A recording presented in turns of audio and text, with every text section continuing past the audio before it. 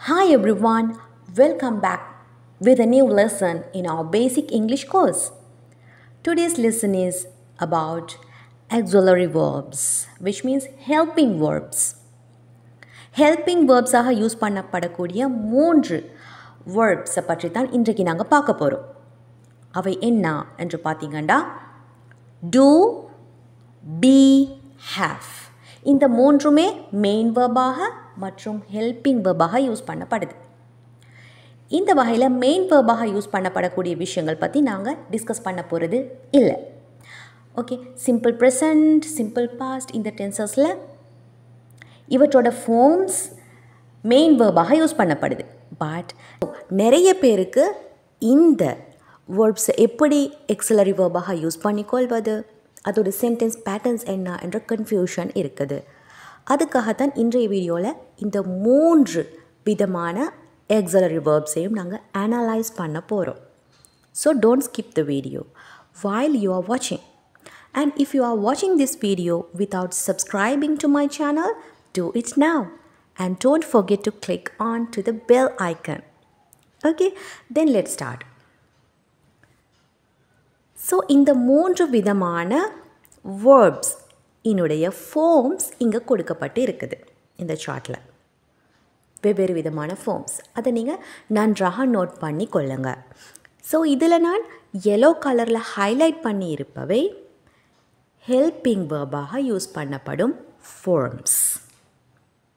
Okay, so இந்த 3 வேர்ப்ஸினுடைய forms main வேர்ப்ஸாகவும் யூஸ் பண்ணப்படுது. ஓகே, மெயின் வேர்ப்ஸாகவும் யூஸ் பண்ணப்படுது. பட் அந்த லெசனை இன்றைக்கு நாங்கள் பார்க்க போகிறது இல்லை. இன்றைக்கு நாங்கள் இவற்றை ஆக்ஸிலரி வேர்பாக எங்கே யூஸ் பண்ணுவோம் என்பதையும் சென்டென்ஸ் பேட்டர்ன்ஸ் இனையும் தான் பார்க்க போகிறோம். Okay, get ready for that. First நாங்கள் டூ இன பார்க்கலாம். Because that is very easy. சில இடங்களில் தான் அது ஆக்ஸிலரி வேர்பாக யூஸ் பண்ணப்படுது. எங்கன்னு கேட்டால் சிம்பிள் ப்ரெசன்ட், சிம்பிள் பாஸ்ட். எங்க சிம்பிள் ப்ரெசன்ட், சிம்பிள் பாஸ்ட் இவை இரண்டுலேயும் நெகட்டிவ் சென்டென்சஸ், இன்டெரோகேட்டிவ் சென்டென்சஸ். இன்டெரோகேட்டிவ்னா கொஸ்டின் சென்டென்சஸ். இவற்றில் தான் நாங்கள் டூ என்னுடைய ஃபார்ம்ஸை யூஸ் பண்ணுவோம். இந்த ஃபார்ம்ஸ் டூ, டஸ், டிட் இவை மூன்றையும் ஹெல்பிங் வேர்பாக யூஸ் பண்ணுவோம். டூ, டஸ் இன சிம்பிள் ப்ரெசன்ட் டென்ஸ்லையும், டிட் இன சிம்பிள் பாஸ்ட் டென்ஸ்லையும் யூஸ் பண்ணுவோம். இப்போது எக்ஸாம்பிள் சென்டென்சஸை பாருங்கள். I don't like coffee. I don't like coffee. Do you like coffee? She doesn't play the piano. They didn't invite me to the party. So இந்த sentences எவ்வாறு அமையும் என்று சொன்னால் subject, அதுக்கு பிறகு டோன்ட், டசன்ட் அல்லது டிடன்ட். ஓகே, சப்ஜெக்டினை பொறுத்து, காலத்தினை பொறுத்து. ப்ரெசன்ட் டென்ஸில் I, we, you, they plural nouns வந்துச்சுன்னு சொன்னால் டோன்ட்டு யூஸ் பண்ணுவோம். ப்ரெசன்ட் டென்ஸில் he, she, it singular nouns வந்துச்சுன்னு சொன்னால் டசன்ட் யூஸ் பண்ணி, அதே போல் பாஸ்ட் சிம்பிள் பாஸ்ட் டென்ஸாக இருக்கும் பட்சத்தில் எந்த சப்ஜெக்டாக இருந்தாலும் டிடன்ட் என்று யூஸ் பண்ணுவோம் ஹெல்பிங் வேர்பாக. அதுக்கு பிறகு இந்த ஹெல்பிங் வேர்புக்கு பிறகு எப்போவுமே நாங்கள் யூஸ் பண்ணுவது V1 form of the verb, அதாவது basic form of the verb. Subject, அதுக்கு பிறகு டோன்ட், டசன்ட், டிடன்ட் ஏதாவது ஒன்று, அதுக்கு பிறகு V1 அதை மைண்டில் வச்சுக்கொள்ளுங்க. ஓகே, கொஸ்டினாக இருந்தாலும் V1 ஃபார்ம் ஆஃப் த வேர்பை தான் நாங்கள் யூஸ் பண்ணுவோம். So simple past, simple present இவற்றில் நெகட்டிவ் அண்ட் இன்டெரோகேட்டிவ் சென்டென்சஸில் நாங்கள் don't, didn't, do, did, does இவற்றை யூஸ் பண்ணுவோம். இவற்றின் பாசிட்டிவ் சென்டென்ஸில் நாங்கள் ஹெல்பிங் வேர்பை யூஸ் பண்ணுவோமா அப்படின்னு கேட்டால் இல்லை, we don't use. பட் சில விஷயங்களை நாங்கள் எம்ஃபசைஸ் பண்ணி ஸ்ட்ராங்காக சொல்கிறதுக்காக வேண்டி, இன்னொருத்தரை அதை பிலீவ் பண்ண வைக்கிறதுக்காக வேண்டி நாங்கள் எம்ஃபசைசிங் சென்டென்ஸ் ஒன்றை உருவாக்கும் பொழுது இந்த மாதிரி do, does, did என்பவற்றை பாசிட்டிவ் சென்டென்சஸ்லையும் யூஸ் பண்ணுவோம். Example, I do enjoy dancing. So இந்த இடத்துல I enjoy dancing, that is the normal sentence. But I do enjoy dancing என்று சொல்லும் பொழுது எங்களோட ஃபீலிங்கை சொல்கிறோம். ரியலி என்ஜாய், நான் ரொம்பவே என்ஜாய் பண்ணுறேன் அப்படின்ற மீனிங்கில் ரொம்ப எம்ஃபசைஸ் பண்ணி சொல்லுவதற்கு இப்படி யூஸ் பண்ணுவோம். Another one, she does love chocolate. She loves chocolate, that is the normal sentence. But she does love chocolate என்னும் பொழுது she truly loves chocolate very much இந்த மாதிரி emphasize பண்ணி சொல்கிறோம். They do care about their work. இந்த sentence நார்மலாக எப்படி வரும்? They care about their work. But they do care about their work என்று சொல்லும்போது ரொம்ப ஸ்ட்ரெஸ் பண்ணி சொல்கிறோம்.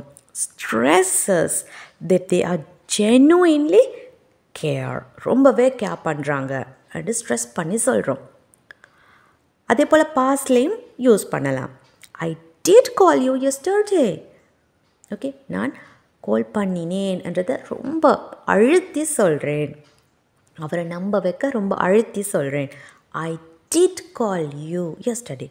ஸோ இது ஒரு normal sentence. I called you என்று வரும். பட் அதை அழுத்தி சொல்வதற்காக I did call you என்று சொல்லும். I actually, நான் நிச்சயம் இவ்வாறாக யூஸ் பண்ணுறோம். ஸோ டூ, டஸ், டிட் இவை ஆக்ஸிலரி வேர்பாக இந்த இடங்களை தான் யூஸ் பண்ணப்படுது. நெக்ஸ்ட் நாங்கள் பார்க்க போகிறது ஹாவ். ஹாவ் இந்த இடத்துல ஹெல்பிங் வேர்பாக யூஸ் பண்ணப்படுதுன்ற விஷயம். ஸோ இவை ஆக்டிவ் வாய்ஸ், பாசிவ் வாய்ஸ் ரெண்டு விதமான வாய்ஸஸ்லேயும் ஹெல்பிங் வேர்பாக யூஸ் பண்ணப்படுது. ஃபர்ஸ்ட் ஆக்டிவ் வாய்ஸ் எடுத்துக்கொண்டால் அதில் perfect tense, perfect continuous tense இவற்றில் யூஸ் பண்ணுறோம். ஃபர்ஸ்ட் பர்ஃபெக்ட் டென்ஸ் எடுத்தால் பர்ஃபெக்ட் டென்ஸில் எப்படி சென்டென்ஸ் பேட்டர்ன் வரும்? சப்ஜெக்ட் ஹாவ் அல்லது ஹேஸ் அல்லது ஹேட். அதுக்கு பிறகு V3 ஃபார்ம் ஆஃப் மெயின் வேர்பை நாங்கள் யூஸ் பண்ணணும். ஹாவ், ஹேஸ், ஹேட் இவற்றுள் ஒன்றை நாங்கள் ஹெல்பிங் வேர்பாக யூஸ் பண்ணி பிறகு V3 ஃபார்ம் இன மெயின் வேர்பாக யூஸ் பண்ணணும். Have, has in a present perfect tenseலையும் had in a past perfect tenseலையும் நாங்கள் யூஸ் பண்ணணும். See the example sentences. I have completed my homework. She has lost her passport. They had decorated the room with colorful balloons before the birthday party. So இந்த இடத்துல I, we, you, they plural nouns உடன் நாங்கள் have இணையும், he, she, it singular nouns உடன் has இணையும் use பண்ணி அதுக்கு பிறகு மெயின் வேர்பாக V3 ஃபார்ம் ஆஃப் வேர்பை யூஸ் பண்ணுவோம். இது ஒரு இடம். Active voice perfect tense. Next active voice perfect continuous tense. Perfect continuous tense இங்கே வந்து நாங்கள் ஹெல்பிங் வேர்பாக have, has, had இன தனியாக யூஸ் பண்ணுறது இல்லை. அது கூட இன்னொன்றையும் சேர்க்குறோம். எதை சேர்க்குறோம்? been இன சேர்க்குறோம். I have been waiting for a long time. So இந்த இடத்துல நாங்கள் subject have, has, had whatever ஏதாவது ஒன்றை யூஸ் பண்ணி அது கூட been சேர்த்து ing ஃபார்ம் ஆஃப் வேர்பை யூஸ் பண்ணணும். ing form of main verb அதையும் நன்றாக மைண்டில் வச்சுக்கொள்ளுங்க. அப்போ சென்டென்ஸ் எப்படி வருது? I have been waiting for a long time. She has been listening to the music since the morning. We had been studying continuously for the exam. Understood? இங்கேயும் I, we, you, they plural nouns உடன் have இணையும், have been plus ing form of verb இணையும், he, she, it singular nouns உடன் have been plus ing form of verb இணையும் use பண்ணணும். present perfect continuous tenseல past perfect continuous tenseல எல்லா சப்ஜெக்ட்ஸ்க்குமே had been plus ing form of verb இன use பண்ணணும். These are active voices.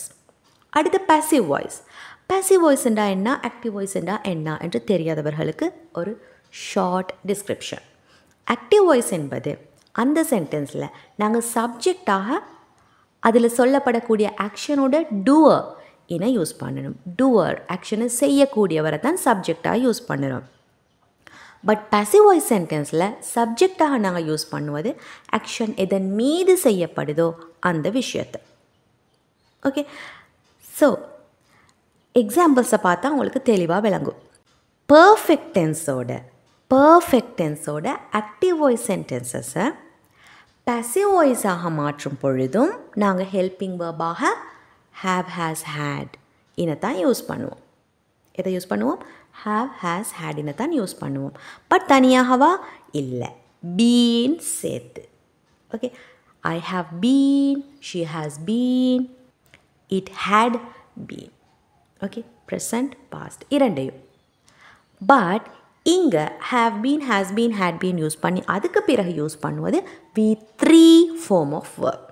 எப்போவுமே நாங்கள் passive வாய்ஸில் V3 form of வேர்பை தான் மெயின் வேர்பாக யூஸ் பண்ணணும். ஓகே, ஸோ பர்ஃபெக்ட் டென்ஸோட passive வாய்ஸ் உருவாக்கும் பொழுது நாங்கள் have, has, hadோட been சேர்த்து V3 ஃபார்ம் ஆஃப் மெயின் வேர்பை யூஸ் பண்ணுவோம். எக்ஸாம்பிள்ஸை பாருங்கள். My homework has been completed. My homework has been completed. Homework complete பண்ணப்பட்டது. Her passport has been lost. V3 form of main verb. Has been lost. The room had been decorated with colorful balloons before the birthday party. So இந்த மூன்று சென்டென்சஸ்லையும் subject ஆக்ஷனோட doer இல்லை, செய்தவர் இல்லை, but இதன் மீது செய்யப்பட்டதோ அது. My homework has been completed. Her passport has been lost. The room had been decorated. Understood? So இவை தான் have, has, hadோட ஹெல்பிங் வேர்பாக யூஸ் பண்ணப்படக்கூடிய இடங்கள். Finally be verb. be verb எங்கே யூஸ் பண்ணப்படுதுன்றதை இப்போ நாங்கள் பார்க்க போகிறோம். எதுவாக? ஆக்ஸிலரி வேர்பாக. ஸோ இவை ஆக்டிவ் வாய்ஸ், passive வாய்ஸ் ரெண்டு விதமான வாய்ஸஸ்லையும் யூஸ் பண்ணப்படும். முதல்ல ஆக்டிவ் வாய்ஸை பார்த்தோம்னா ஒரு இடத்துல தான் யூஸ் பண்ணப்படுது. எங்கே? கண்டினியூவஸ் டென்ஸ் சென்டென்சஸில் ப்ரெசன்ட் பாஸ்ட் இரண்டு விதமான கண்டினியூவஸ் டென்சஸ்லையும் யூஸ் பண்ணப்படுது. இங்கே நாங்கள் எப்போவுமே பி வேர்பினை ஹெல்பிங் வேர்பாக யூஸ் பண்ணும்போது அதோட சேர்ந்து வரக்கூடிய மெயின் வேர்ப் ஐஎன்ஜி ஃபார்மில் இருக்கணும். மைண்டில் வச்சுக்கொள்ளுங்க. See the examples. I am writing. He is listening music. They are watching a movie. I was writing when you called me. They were watching a movie when I went their home. பாருங்க. So இந்த எல்லா இடங்கள்லையும் நாங்கள் be verbs கூட main வேர்பாக ING form of வேர்பை use பண்ணியிருக்கிறோம். I கூட ஆம் இணையும்.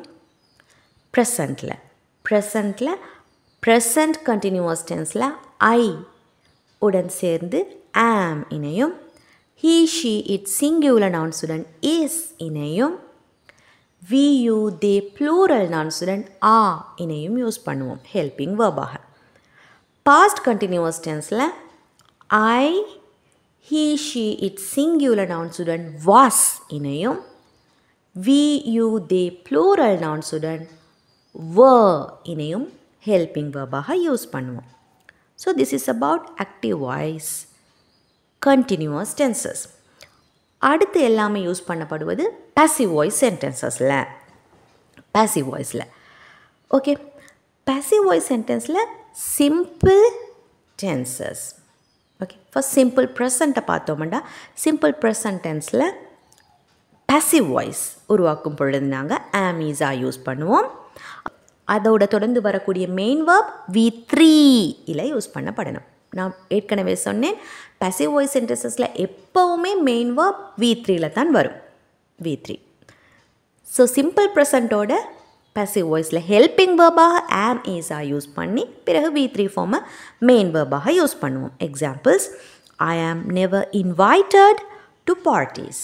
I am never invited to parties. The books are arranged well in the library. The office is cleaned every morning. Next, simple past. Idhula helping verb was were plus V3 form of main verb. Idhula passive voice sentence. He was invited to the party. We were stopped at the gate. My phone was stolen. So இந்த passive voice sentence எல்லாவற்றையும் நன்றாக notice பண்ணுங்க. சப்ஜெக்டாக வந்திருப்பது ஆக்ஷனோட doer அல்ல, எதன் மீது action செய்யப்பட்டதோ அந்த விஷயம். ஓகே, அதையும் நோட்டீஸ் பண்ணி கொள்ளுங்க. நெக்ஸ்ட், இன்னொரு passive voice sentenceலையும் நாங்கள் ஆமிஸாவை ஹெல்பிங் verb-ஆக யூஸ் பண்ணுறோம். எங்கன்னு கேட்டால் continuous tense. Present continuous, past continuous இரண்டிலுமே passive voice sentence உருவாக்கும் பொழுது ஹெல்பிங் வேர்பாக நாங்கள் பி வேர்ப்ஸை தான் யூஸ் பண்ணுவோம். பட் தனியாக வாண்டு கேட்டால் இல்லை, தனியாக இல்லை. பி வேர்ப் கூட இணைக்கிறோம் பீயிங் என்ற வேர்டு. பீயிங் அந்த வேர்பை இணைக்கிறோம். Okay, examples. A new bridge is being built. A new bridge is being built. புதிய பாலம் கட்டப்பட்டு கொண்டு இருக்குது. ஓகே, பாலம் கட்டப்பட்டு கொண்டு இருக்குது. யார் கட்டினாங்கன்னு சொல்லலை. ஸோ சப்ஜெக்டாக ஆக்ஷன் இதன் மீது செய்யப்படுதோ அது சொல்லப்படுது. The lunch is being prepared. The rooms are being cleaned. A new bridge was being built. Past continuous. A new bridge was being built when I went there last week. When I went there last year. The rooms were being cleaned when I saw yesterday. Okay, so இங்கே subject, அதுக்கு பிறகு am, is, are, was, were ஏதாவது ஒன்று பொருத்தமான விதமாக use பண்ணி அது கூட being சேர்த்து அதுக்கு பிறகு V3 ஃபார்ம் ஆஃப் வேர்பை யூஸ் பண்ணணும். passive voice எல்லாவற்றிலுமே V3 form of main verb தான் நாங்கள் யூஸ் பண்ணணும்.